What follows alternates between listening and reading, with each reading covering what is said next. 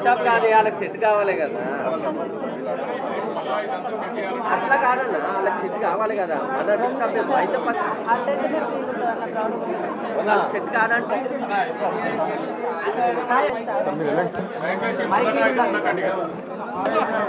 మొత్తం ఆ నచ్చరు కబ్జా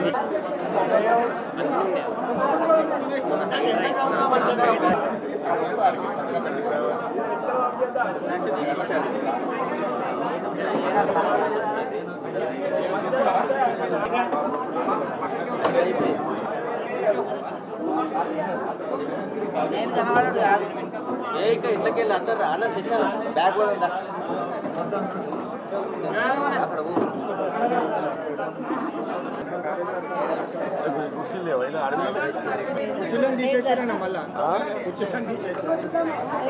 తీసుకోండమ్మా నిలబడితే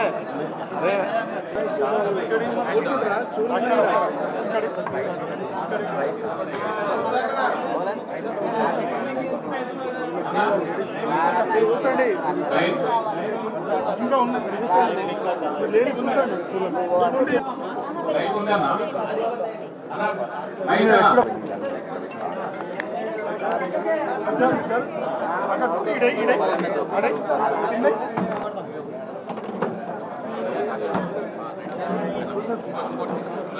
నెల రోజులు జైల్లో పెట్టారు.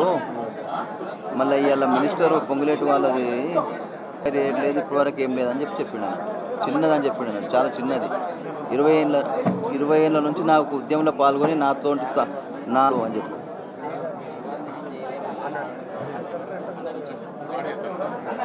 వచ్చినట్టు అందరూ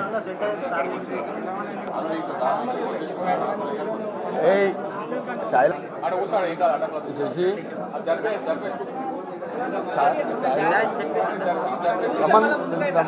వాళ్ళకి ఇచ్చే వాళ్ళు తీసుకుంటారు, వాళ్ళకి పంపి గౌతమ్ వాళ్ళకందరూ నీళ్ళ బాటిల్ ప్రెస్ వాళ్ళకి అది ఇక్కడ పంపించమని కాక ప్రెస్ వాళ్ళకి వాటర్ బాటిల్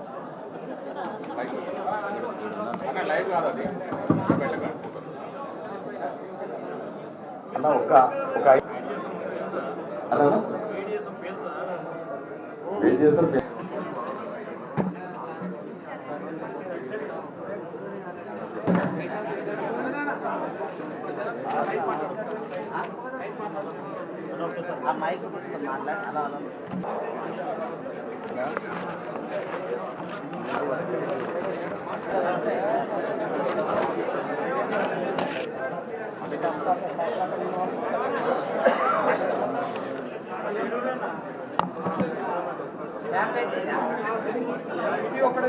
భావించకండి, కొంచెం అనుకోకుండా పెట్టినాం కాబట్టి దయచేసి మీ అందరు కూడా ఏమైనా తప్పులు ఉంటే కూడా క్షమించాలని చెప్పి మీ అందరు కూడా విజ్ఞప్తి చేస్తూ, మరి ఇవన్నీ కూడా మీకు చెప్పినాన్ని కూడా వాస్తవాలు, నేను దీనికైనా సిద్ధంగా ఉన్నాను విషయాన్ని మరొకసారి తెలియజేస్తూ, మరి ఇక్కడ వచ్చినటువంటి కాంగ్రెస్ పార్టీ కార్యకర్తలకి నాయకులకి అందరూ కూడా ప్రత్యేకంగా పేరు పేరున కృతజ్ఞతలు తెలియజేస్తూ సెలవు సార్ అని అందరికీ భోజనాలు దయచేసి అందరూ భోజనాలు చేస్తాం.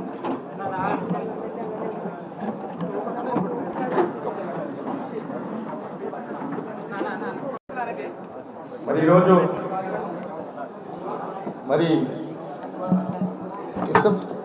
అసెంబ్లీ జరుగుతున్నటువంటి సందర్భంలో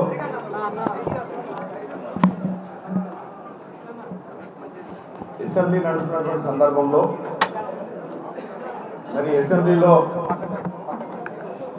మైనింగ్ విషయం సందర్భంగా మరి నిన్న కానీ మొన్న కానీ మనందరం కూడా చూసినాం. మరి మైనింగ్ విషయం చర్చ వచ్చినప్పుడు మరి ఇక్కడ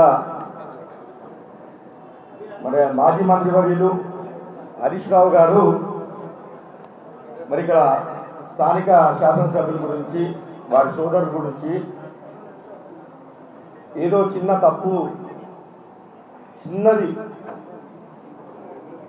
తప్పుకి దాదాపుగా 20 రోజులు జైల్లో పెట్టిరన్న విషయాన్ని వారు ప్రస్తావించడం ఇది చాలా బాధాకరమైనటువంటి విషయం. మరి ఎందుకంటే నేను హరీష్ అన్నను ఒకటే అడుగుతా ఉన్నా, ఈరోజు నిజంగా మీరు నిజాయితీ గలవారైతే, నిజంగా ఉన్నటువంటి ఇక్కడ శాసనసభ్యులు కావచ్చు, వాళ్ళ సోదరులు కావచ్చు, వాళ్ళ మీద నీకేమన్నా నమ్మకం ఉంటే, విశ్వాసం ఉంటే వెంటనే మీరు సిబిసిఐడి ఎంక్వైరీకి వేయమని చెప్పి మీరు విజ్ఞప్తి చేయండి. మీరు మాట్లాడుతున్న మాటలు చూస్తూ ఉంటే వీళ్ళు ఏ తప్పు చేయలేదు, కేవలం ప్రభుత్వమే కావాలని ప్రతిపక్షాలను అణచివేయాలని ఒక ఆలోచనతో చేసినట్టు మీరు మాట్లాడడం మా అందరినీ కూడా బాధ కలిగించింది. ఎందుకంటే నిజంగా పవిత్రమైనటువంటి ఒక దేవాలయం ఉన్నటువంటి ఆ అసెంబ్లీలలో మరి ప్రజల గురించో, ప్రజల సమస్యల గురించో,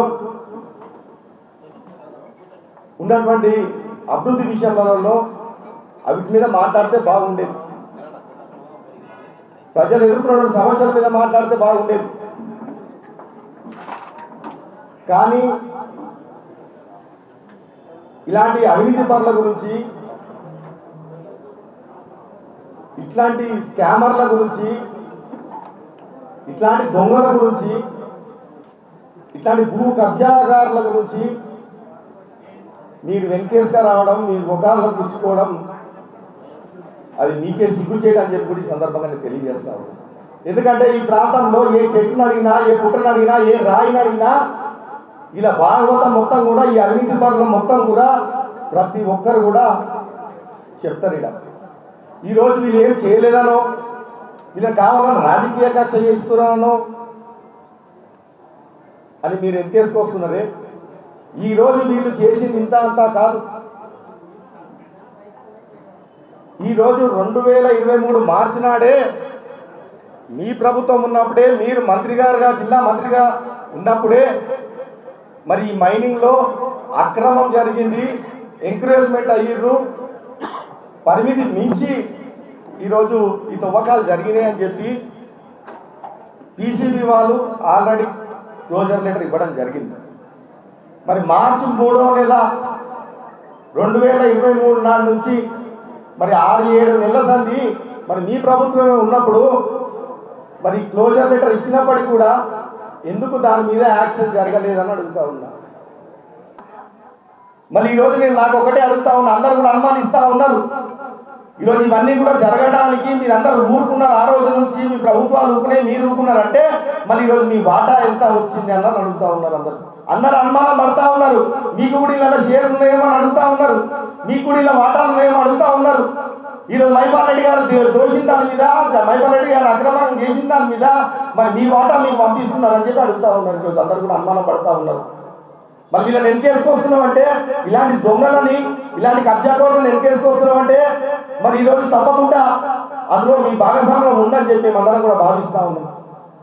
ఈరోజు ఇది నేను కాంగ్రెస్ పార్టీ, నేను 20 ఏళ్ళ నుండి కాంగ్రెస్ పార్టీలో ఉన్నా. ఈరోజు అసెంబ్లీలో హరీష్ రావు గారు ప్రభుత్వం ఏదో కావాలని ప్రతిపక్షాన్ని అణచివేయడానికి చెయ్యని తప్పుకు జైలు పెట్టిర్రు అని చెప్పి ప్రభుత్వాన్ని, మా ముఖ్యమంత్రి గారిని నిందిస్తుంది. ఆ నిండు సభల్లో వీళ్ళు మైపాల్ రెడ్డి సోదరులు బుద్ధిమంతులు అని చెప్పి మెడల్లో ట్యాగ్ చేయబోతా ఉన్నాడు, ఎన్కేసుకొస్తా ఉన్నాడు. దాని విషయంలో నేను ఒక వికాసమైనటువంటి కార్యకర్తగా ఈ ప్రాంతంలో మైపాల్ రెడ్డి అరాచకాలు, దౌర్జన్యాలు నేను చెప్పడానికి ప్రయత్నం చేస్తా ఉన్నా. ఈరోజు ఆయన చెప్పింది ఏదైతే వీళ్ళంతా బుద్ధిమంతులు కావాలని ప్రభుత్వమే చేస్తుందని చెప్తా ఉన్నాడు. కాబట్టి దాని విషయంలో నేను ఒక ఇన్ఛార్జిగా పటాన్చేరు నియోజకవర్గం నుంచి మరి ఇక్కడ నేను స్పందించాల్సినటువంటి అవసరం ఉంది, నేను చెప్పాల్సినటువంటి అవసరం ఉంది, ప్రజలకు కూడా నేను తెలియాల్సినటువంటి అవసరం ఉంది.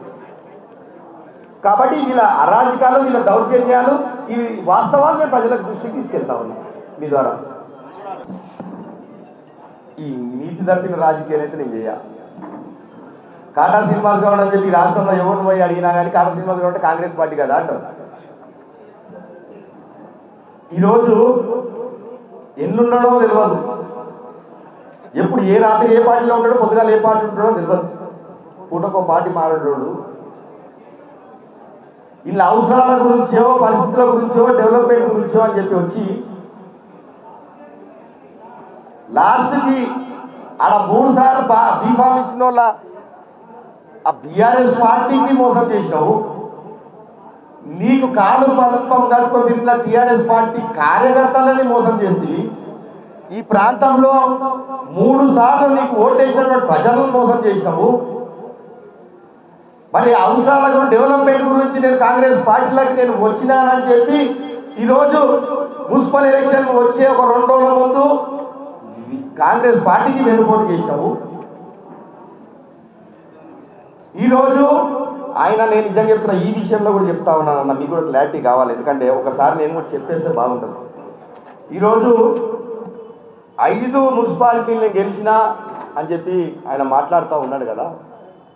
నిజంగా నువ్వు గెలిచినవైతే టీఆర్ఎస్ పార్టీలా ఉండుకుంటూ నువ్వు నిజంగా టీఆర్ఎస్ పార్టీ కార్యకర్తని ఈ 2 సంవత్సరాల సంది అన్నే ఉండుకుంటూ కాపాడుకుంటూ నిజంగా ఈరోజు టీఆర్ఎస్ పార్టీని గెలిపించుంటే నేను కూడా ఈరోజు నేను చాలా కప్పి నేను అప్రిషియేట్ చేస్తుండే. ఈరోజు కాంగ్రెస్ పార్టీలో నువ్వు వచ్చి 2 సంవత్సరాల సంది కాంగ్రెస్ పార్టీ కార్యకర్తలు తొక్కేసి ఈరోజు మళ్ళీ కాంగ్రెస్ పార్టీ వెన్నుపోటు పొడిచి ఈరోజు టీఆర్ఎస్ గెలిపినికే ఈరోజు ఇది ఒక మాస్టర్ ప్లాన్ వేసుకుంటూ ఈరోజు ఇళ్ళకి వచ్చి కాంగ్రెస్ పార్టీని నాశనం చేయడానికి కాదా? నిజంగా 2 సంవత్సరాల టీఆర్ఎస్ పార్టీనే వండుకుంటా నిజంగా నిలబడి ఉంటే నిటారుగా నా లెక్క ఈరోజు చూపిస్తుంటే నువ్వు 5 గెలుస్తుంటువా లేకపోతే ఏం గెలుస్తుంటుంది? మోసాలతో గెలవడమే కాదు కదా చేసేది కదా, నా మోసాలతోనే గెలవడమే కదా నేను చేసేది. నేను ఇంకోటి కూడా చెప్తా ఉన్నా, ఈరోజు హరీష్ అన్న నిజంగా మొన్న ఈ 5 మున్సిపాలిటీలలో మరి ఇలా కాంగ్రెస్ పార్టీని పండ పెట్టుకుంటున్నావు, కాంగ్రెస్ పార్టీ ద్రోహం చేసుకుంటా పండ పెట్టుకుంటా ఓడగొట్టినందుకు నీకు మొన్న బీఆర్ఎస్ పార్టీకి మన సంపాదించినట్టు అవినీతి సొమ్ము కొంచెం నీకు ఏమైనా సాయం చేస్తుంటే అసెంబ్లీలో ఎన్కేసుకు రావాల్సిన అవసరం లేదన్నా, ఇంతకు పిలిపించింది చాలా గప్త అయిపోయేది. వాళ్ళు ఆర్థికంగా నీకు సాయం మొన్న ఎలక్షన్లలో మున్సిపాలిటీ ఎలక్షన్లలో చేస్తే మరి కాంగ్రెస్ పార్టీని నమ్మించి మోసం చేసే దాంట్లో పాత్ర పోషించినందుకు ఇంట్లో గెలిపించి చాలా వేసి సన్మానం చేసుకుంటే బాగుండేది. అట్లాంటి పవిత్రమైనటువంటి అసెంబ్లీలలో ఇట్లా దుర్మార్గం గురించి మాట్లాడితే నీకే తక్కువ, నీ వాల్యూ తగ్గుతుందని చెప్తా ఉన్నాను.